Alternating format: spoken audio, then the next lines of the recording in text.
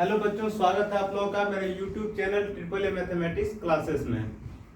तो हम लोग कंटिन्यूटी पढ़ रहे हैं।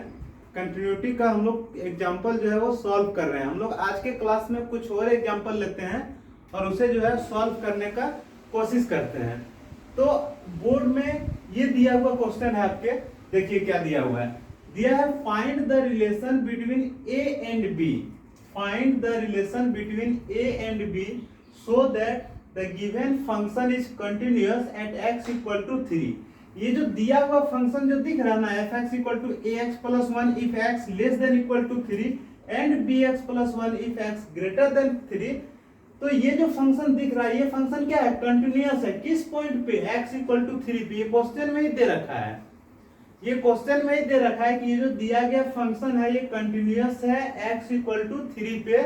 तो हमें a और b के बीच का रिलेशन निकालना है। a और b के बीच का क्या निकालना है? रिलेशन निकालना है। तो कुछ नहीं करना है, शुरुआत वही कंडीशन से हम लोग करेंगे। क्या? सबसे फर्स्ट में लिखेंगे limit x tends for 3 minus function of x। किस पॉइंट पे ले रहे हैं? एट x इक्वल टू 3 पे ले रहे हैं, तो यहाँ लिखेंगे 3 माइनस fx। ठीक है, फिर एक बार इसे रिपीट कर देते हैं। Limit x tends for 3 minus, 3 minus कहने का मतलब 3 से छोटा। जब 3 से छोटा लेंगे तो कौन सा फंक्शन यूज करेंगे? ax plus 1। क्या यूज करेंगे? ax plus 1। क्या यूज करना है? ax plus 1। अब देखिए यहाँ पे जब x का वैल्यू जब 3 रखेंगे तो क्या हो जाएगा? a इंटू 3 प्लस 1 मतलब 3a प्लस 1। इसका वैल्यू आ गया क्या? 3a plus 1। Second condition, second condition क्या लेंगे? Limit x tends for 3 plus function of x। 3 plus, फिर एक बार लिख दीजिए इसे। Limit x tends for 3 plus, 3 plus मतलब 3 से बड़ा, 3 से बड़ा। जब 3 से बड़ा लेंगे तो कौन सा फंक्शन? देखिए x जब 3 से बड़ा रहे तो कौन सा फंक्शन लेंगे? bx प्लस 1 लेंगे। क्या लेंगे? bx plus 1। x का वैल्यू आप 3 रख दीजिए, क्या हो जाएगा? b into 3 plus 1। कहने का मतलब 3b plus 1।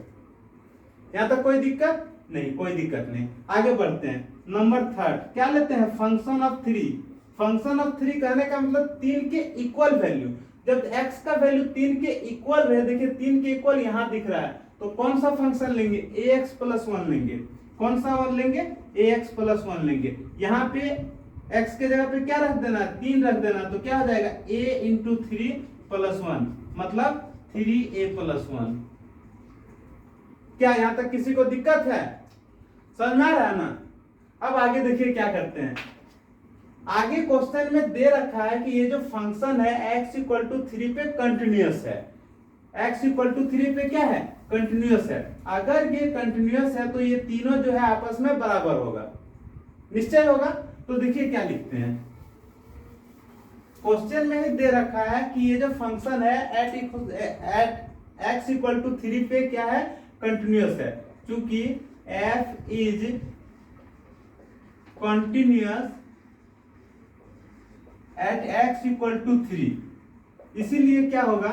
Limit x tends for 3 minus function of x equal to होगा limit x tends for 3 plus function of x, और ये इक्वल टू होगा किसके? फंक्शन ऑफ 3 के।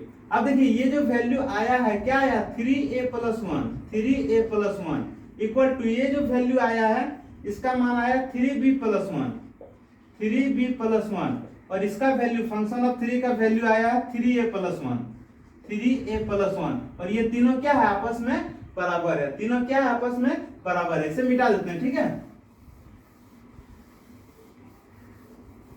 अगर ये तीनों आपस में बराबर है तो इसमें से कोई भी दो को आप ले लीजिए। मान लीजिए इसे और इसे हम लोग ले लिए। क्या लिए? 3a प्लस 1 इक्वल टू ले लिए 3b प्लस 1।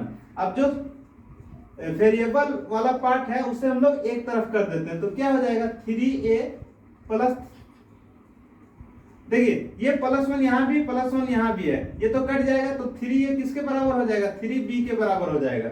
यहाँ देखिए 3 भी कट जाएगा, क्या हो जाएगा? a किसके बराबर हो जाएगा? b के बराबर। तो a और b में यही रिलेशन है। क्या रिलेशन है? कि a और b आपस में जो है वो क्या है? बराबर है।